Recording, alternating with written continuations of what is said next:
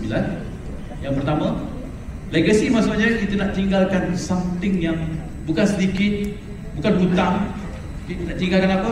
Aset yang banyak dan cair. Itu maksud legacy planning. Yang mungkin boleh, diperasan tak? Nowadays, if somebody were to die, their asset cannot last even for 1 generation. Atau 2 generation. Bayangkan tuan-tuan, dalam contohlah pada hari ini, siapa masih ada ayah? Ada kan? Katalah ayah you dah siapkan satu legacy untuk you. Dia panggil you cakap, okay, suami-suami, I dah siapkan satu plan untuk you, 3 juta as part of your legacy planning. Tanya prospek you, have you heard about smart legacy planning? Dulu orang kumpulkan harta biasa, tapi sekarang, you cerita pada prospek you, to simplify, assuming your father dah create satu legacy planning untuk you, whereby part of his asset dia dah siap-siap allocate for you and your sibling. Best ke sangat best. Siapa yang ayah dia dah meninggal dunia? Dia jumpa orang macam ni, beritahu dia, katakanlah Mr. Prospect, Encik Ali, ayah you yang meninggal dunia tu sebenarnya dia create satu legacy planning untuk you. What would you say to him? Tanya dia, if you have a chance to say something to him now, what will be your words to him? Ayah you dah siapkan satu legacy planning untuk you, and you get to know that, what will be your words to him right now? Dia cakap apa kepada dia? Terima kasih lagi. Berdoa untuk dia lagi. Now, the point is this, Mr. Prospect, now you are in this position. Now you are in your father's position. Of course, itu kita panggil kalau nombor 2 tu, kalau the father create a legacy for him, tapi sebenarnya ada tak? Tak ada. Sebenarnya tak ada. Jadi, now he is in the position whereby he can create this legacy untuk anak-anak dia. If you have a chance to say something to him now, what will be your words? Now you are in the position to do this to your own children. Would you like to plan something for them now? Okay, Mr. P, if we follow the old school method, we might not have a time. Contoh Baim tadi, perlukan berapa tahun tuan-tuan nak create 1 juta? 83 tahun. We don't even have tomorrow. Itu sangat betul. We don't even have tomorrow. Don't talk about 83 years. Okay. Dan sometimes prospek beritahu kita, okay, tak nak ambil sekarang, nantilah, kemudianlah. You beritahu Mr. Prospek, nanti tu mungkin tak ada. Betul tak? Bulan depan tu mungkin tak ada. Esok tu mungkin tak ada. Then tell them there's a better way to do this. Now you only need to start this plan with only contoh 500 ringgit a month to come out to create a 1 million asset for them. Okay. Number 7. Okay. Best part is the transfer of this legacy can be done without any cost. Cepat dan based on your free will. Dia nak bagi siapa, up to you. So that's why we also have one situation whereby the non-Muslim client ambil plan takaful. Tahu kenapa? How many of you have a non-Muslim client that sign up takaful plan? Okay, I have one client sign up for takaful plan. Dia punya reason ni, dia ada reason sendiri. Kenapa? Boleh tak non-Muslim client buat hibah takaful? Okay. Sebab dia tahu benda ni protected by IFSA 2013. Kenapa dia ambil? Jadi notice sikit lah itu dia punya masalah. Dia tahu kalau dia buat insurans biasa, trust nomination, non-trust nomination memang complicated lah. So dia utilize, maximize on this opportunity whereby this client of mine, dia ada isteri, registered wife, tapi dia ada seorang lagi, SLF. Tanya orang sebelah, apa itu SLF? Special Ladies Friend. Faham? Whereby, of course dia sayang lah. Of course, dia saling menyayangi. Something happened to him, SLF will suffer. Betul betul? So that's why they create satu policy, okay, untuk SLF, dinamakan SLF ni sebagai penerima hibah takaful, and this is protected, not contestable under IFSA 2013. Senang cerita. Alright. Nak, siapa nak dengar mau? Dah ke? Okay. Now. Okay. Macam biasa, closing. Jangan present saja, mesti closing. Ask for the help, sign up dan sebagainya. Okay, now. Bismillah. Back. Which one? This one. This one kan?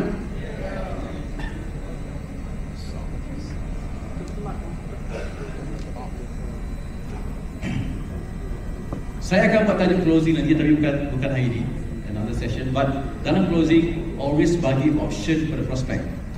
Saya bagi option. Contohnya, would you like to do this on yearly or half yearly? Which one is the best for you?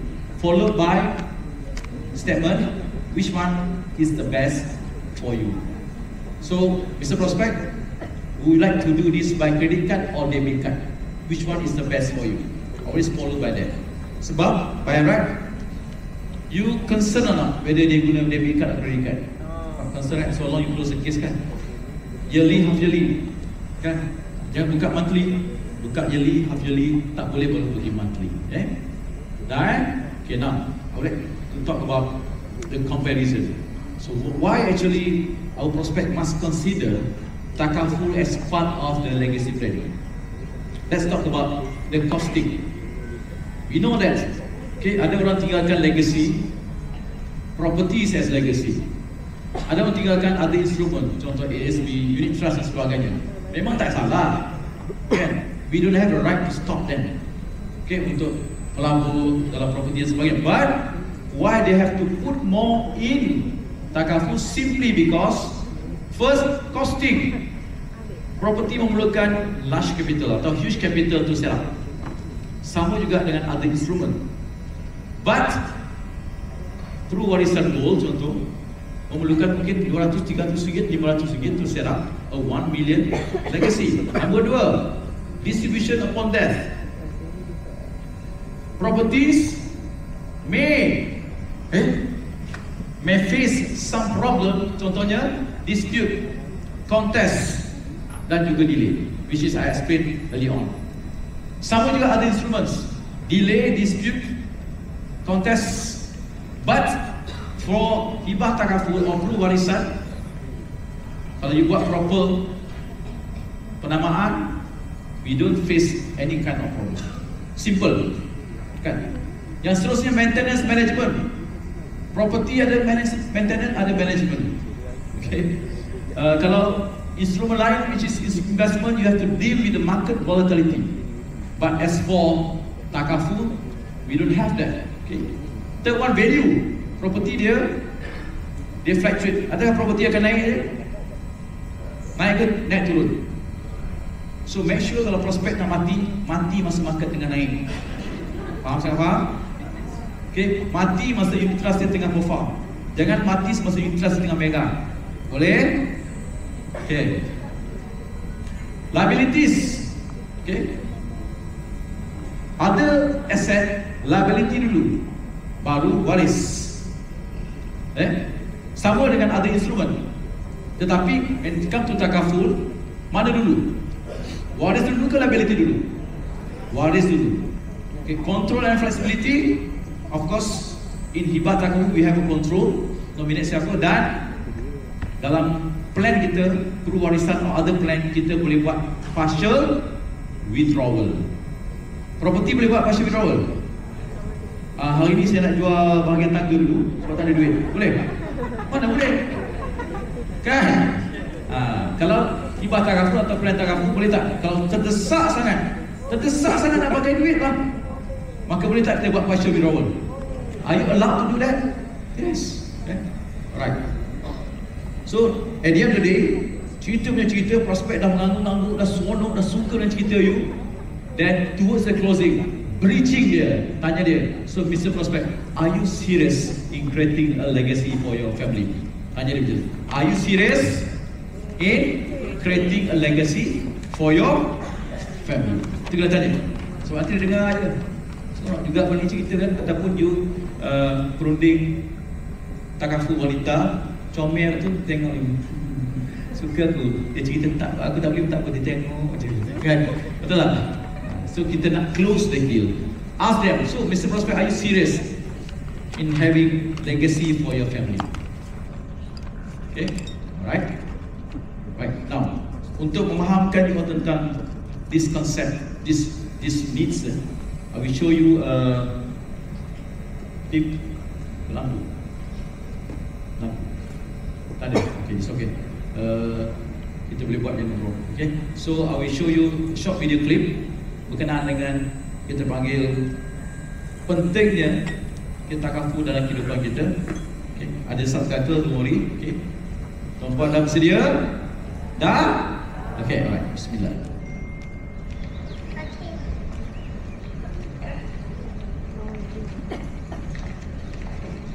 Daddy is the sweetest daddy in the world.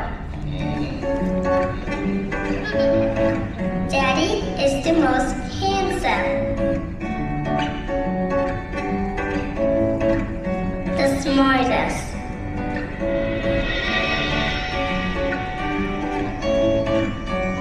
the most clever, the kindest.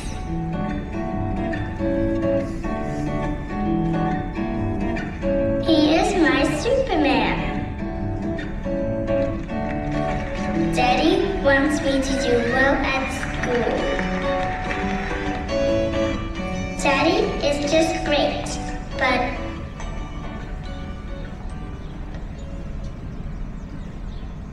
he lies.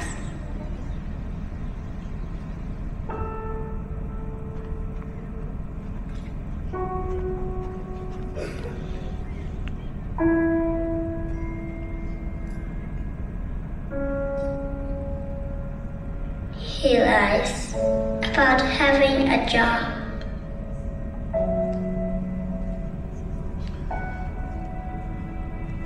He lies about having money.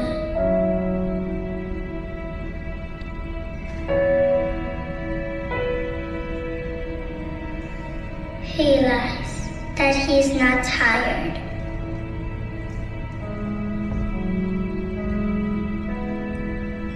He lies that he's not hungry. He lies that we have everything.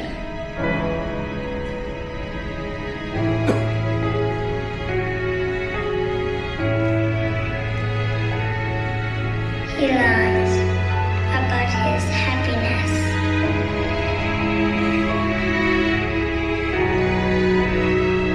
He lies because of me.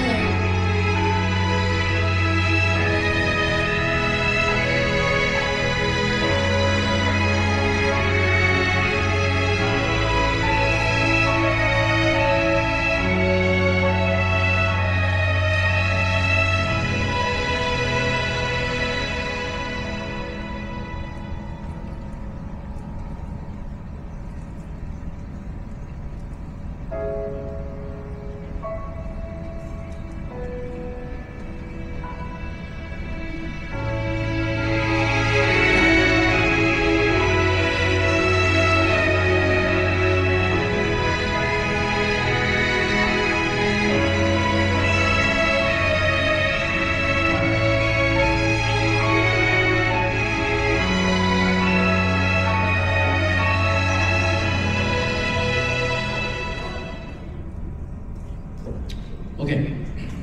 So now, can you understand takaful better? So takaful is talking about what? Love and responsibility. Okay, that's why tuan-tuan, I still remember, probably kita tengok apa yang berlaku semalam. What happened yesterday? It's an accident, a fatal accident. How many people deceased? About 9. Okay. Then sometimes you must understand, for those yang ada suami, ada bapa, even you yourself, sometimes hari ini you keluar, belum confirm you boleh balik rumah. Hari ini you check out, okay, belum tentu you boleh check in balik. How many have a small kids in the house? Okay. How actually you can see that bila you balik rumah, kalau you balik lah, you balik rumah, then how is they respond to you? Happy tak? Dia sangat happy tengok kita balik. Ibu balik, ayah balik dari rumah. Okay. Dia sangat happy betul. But the kids will never understand that actually one day the father or the mother won't be coming back forever. Faham? Okay. That's why I'm talking about, pernah mau dengar cakap macam ni tak? We are living in the dash. We are living in the dash. Apa maksudnya we are living in the dash? Apa maksud dash? Ni kan? We are living in the dash. Okay. Apa maksud dia? Pernah nampak? Contoh 1969 2018. We are living the dash. Kat mana ni selalu nampak? Dekat mana? Hello? Hi. Hello. Dekat mana selalu kita nampak ni? Dekat batu nisan. Betul? So we are living in what tahu sebelah. You are living in the dash.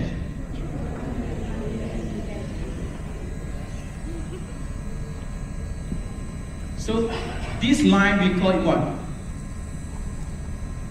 We call it what? Life. Between this life, there is what? If. Okay.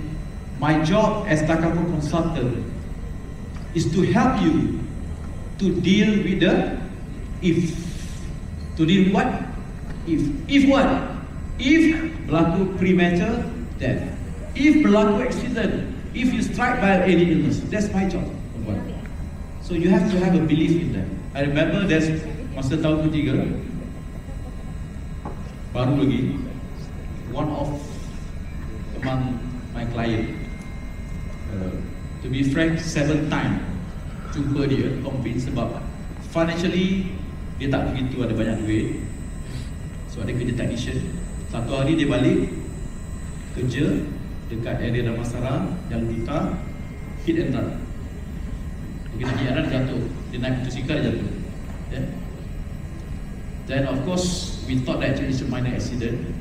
And what happened is after 3 days we received a call. Dia bagi tahu kata husband dia passed away. So apa berlaku lah? Minor accident yes, tapi ada blood clot. Dan dia koma, dia meninggal. Then, of course, as a insurance takaful company, kita buat apa? Buat claim kan? So after like about a month, process the claim. So masa dulu tak ada credit account, tak ada. Masa dulu zaman apa? Hand over the check. So I like that moment. Kenapa? Sebab we experience the moment and the feelings of handing over the check to the next of kin atau waris atau isteri dia. So we handed over the check. Okay. Premium tak banyak, RM75 je pun. Masa dulu kan kes-kes small case ni. Tapi coverage the total plus accidental benefit is around 275,000. So we handed over the check to the wife. You know what was the response from the wife? Menangis wife dia. Sebab apa? Tak sangka Kenapa? Sebab husband dia baru sign up 3 bulan. 2 bulan? Baru 3 bulan sign up. So receive 275,000. Tak banyak. Because the problem is this couple have 4 kids. Yang paling kecil 4 tahun. Can you imagine? You know, the wife, full-time housewife, macam mana nak survive duduk kat KL dengan tak bekerja. But somehow or other, that check helped a lot in the family. Then that day onwards, baru saya faham. Dulu masa tahun ketiga, tahun pertama, tahun kedua, saya fikir tentang apa? Kita biasa production, commission. So semula production, commission. Ataupun saya ada seorang sahabat, dia ada masalah sikit di dalam production, commission. Tak baik untuk dia kan? Dia tak tahu, tak dengar. I don't tell you siapa kan. So I have a friend, production, commission. Sebab dia cakap, bos, kenapa? Dia tak ada presentation. Dia tak ada presentation, tension. Dia tak ada tension, tak ada presentation, tension. Dia tak ada presentation, tak ada commission. So masa tu saya hanya fikir tuan-tuan, production dengan commission, sampailah hari tersebut, it really changed my perspective towards my own career. Sebab apa? Kita ada experience hand over the death claim check, whereby we know that money somehow that we help our client to solve many problems, to pay the debt dan sebagainya. Daripada hari itu saya dah tak kisah. Sebab saya tahu kawan-kawan saya lagi bila saya buat insurans agama. Dia tahu? Dia tak kisah lepas tu. Sebab saya tahu apa saya buat. That's why saya suka apa yang saya buat. Dan saya tahu kerjaan ni somehow rather bagi kebaikan pada saya di dunia dan akhirat. Kenapa? Sebab bulan ni, bulan 5 is my 55th birthday. So bila kita dalam industri cakap full, umur 55 ni sangat best. Kenapa? Kenapa? Yes, there are some beritahu isteri saya habis. Gratuity for us because our service macam kita punya PF lah, betul tak? So I think Prudential pun ada kan? Banyak kan? So apa yang perlu buat lah, percaya dengan kerjaya ni. Okay, achieve MDRT. Why? When you achieve MDRT, you will be helping so many people dekat luar sana. Okay, faham? So saya akan bagi sikit tugas untuk you all dalam book tu, muka surat 9. Okay, sebelum kita berakhir, muka surat ke-10. Okay, you answer this 4 question.